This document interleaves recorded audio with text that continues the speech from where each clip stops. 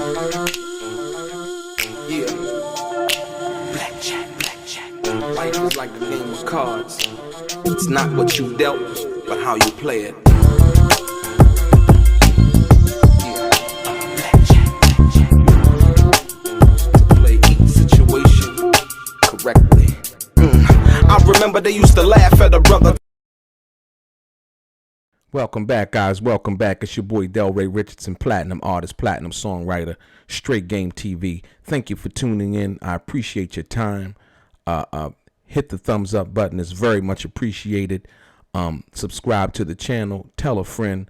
And if you really want to be one of the first people notified when I drop some of this straight game, please hit the bell notification. Like I said, your time and energy is appreciated, and all of your support and comments. So this question right here comes from a brother from Barstow, California. And the question is, do you believe that Tupac and Suge Knight were laughing and joking all the way to the hospital? And that was an actual quote from Suge Knight. First and foremost, there's been a lot of things said, you know, and I like to make a contrast between people, and then, like I said, you as the viewer, I like to see what you guys think. For me, I don't think Tupac was joking and laughing all the way to the hospital. That's just me. You know, there was another statement made that I did a video on where Suge had said that Tupac said to him at his bedside, at Tupac's bedside in the hospital, that he loved Suge Knight. And so, like I said, I had a problem with that, but I'm gonna give you these facts, and I'm gonna start off just like this. So basically, what he was referring to was the documentary that Suge did with the brother Antoine Fuqua, and so in his quote saying, "So when the ambulance finally came, I'm like, hey, get Tupac out of the motherfucking car, cause the police were jamming me up too." This is Suge Knight speaking. "They ain't know how to take the seatbelt off. Knight, whose car was brand new, had complicated features. He has to show Metro Police how to help get Shakur out of the vehicle." Suge goes on to say, "Pac was cool. He was like, you can tell y'all some broke motherfuckers. Y'all ain't know how to take no expensive seatbelts off. If a motherfucker was in a Honda, you would have had me out of the car already." He was laughing and shit, Suge said. "We was both going to the hospital laughing and joking all the way." Knight, as he's said on record before, claims Shakur believed his friend and colleague had the worst injury, meaning that Tupac thought that Suge had the worst injury because he was grazed in the head and so on and so forth. Now, I want you to understand, when you deal with the facts, and like I said, I don't believe that, a lot of people have conspiracy theories. Some yeah, the police was involved, the FBI was involved, and all of these things when it came to this situation involving Tupac. But then you have the Las Vegas police officers, and basically, when you deal with the fact about what happened involving them, I like to lay the contrasting story or theory, if you will, involving that. And like I said, and here's the officer who basically was on the scene, and basically here's what he described happened. And like I said, you can tell me who and what you believe, but I choose to believe the police officer. Like I said, I don't really think they have no reason to lie, and like I said, they were waiting for any kind of dying declaration. So it goes like this. It basically says, he went from fighting to I can't do it. And when he made that transition, he looked at me, and he's looking right in my eyes. And that's when I looked at him and said one more time, "Who shot you?" He looked at me, and he took a breath to get the words out, and he opened his mouth, and I thought I was actually going to get some cooperation. And then the words came out, "Fuck you," is what Tupac supposedly allegedly said to the police officer as he was trying to find out what happened and who shot Tupac. Basically, then it goes on to say after that, he started gurgling and slipping out of consciousness. At that point, an ambulance showed up and he went into unconsciousness. So from that point, the police officers basically saying that, you know, when the ambulance showed up and basically prior to that, Tupac had went unconscious. He was gurgling, he was spitting up blood and so on and so forth.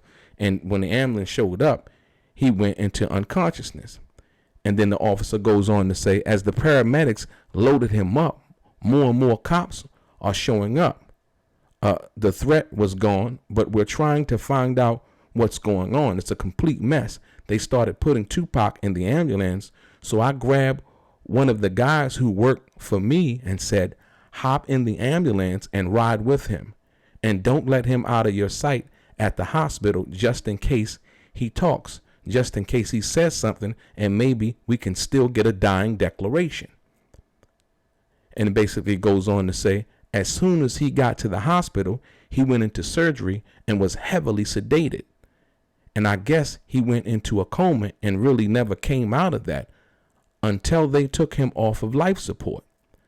So that moment I talked to him was the last real living moment where he was speaking. I talked to the cop who rode in the ambulance with him. He said Tupac never came out of it, and he never said anything at the hospital. There was nothing. You can see how in one instance, you know, doing this documentary, Suge is saying these things and him and Tupac laughing and joking, going to the hospital, you know, and so on and so forth.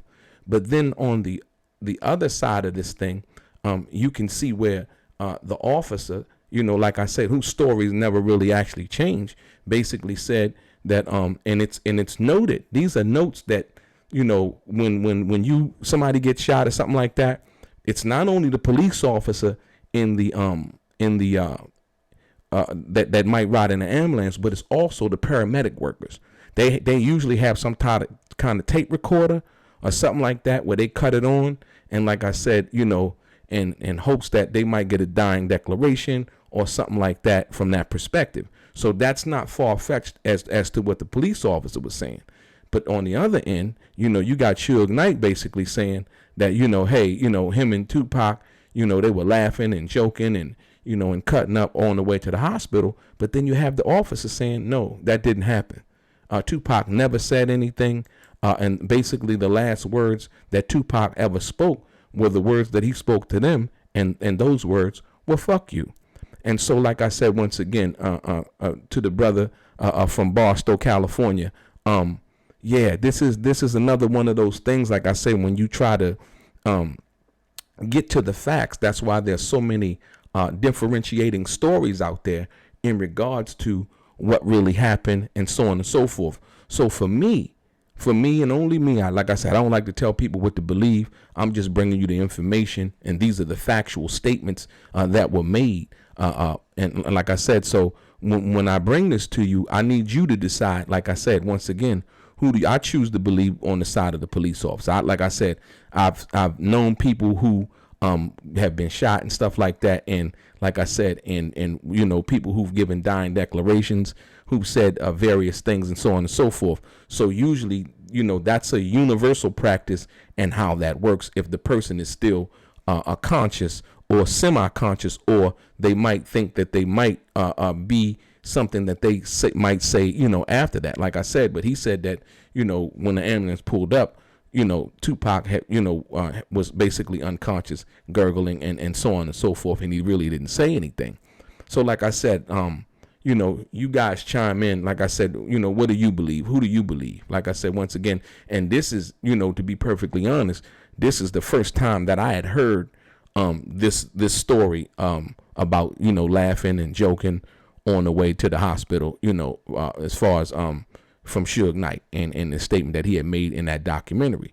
And so, like I said, at the end of the day, once again, you know, you have a story, you know, and then another, you know, these police officers and paramedics and things like that. These people don't have no reason to be lying and trying to make up anything. They could say, you know, Tupac was, you know, performing in back of the ambulance. You know, these people don't have no reason to lie. Like I said, so I don't know, you know, like I said, I choose to believe the police officer and the paramedics and the people at the hospital. Like I said, Tupac basically said nothing else, from what they said. And so at the hospital, he said nothing either. He was basically unconscious. And from that perspective, fighting for his life after going through surgery a few times and so on and so forth. So, chime in, in the comments box and basically tell me, what do you believe? Your boy DELRAY, straight gang.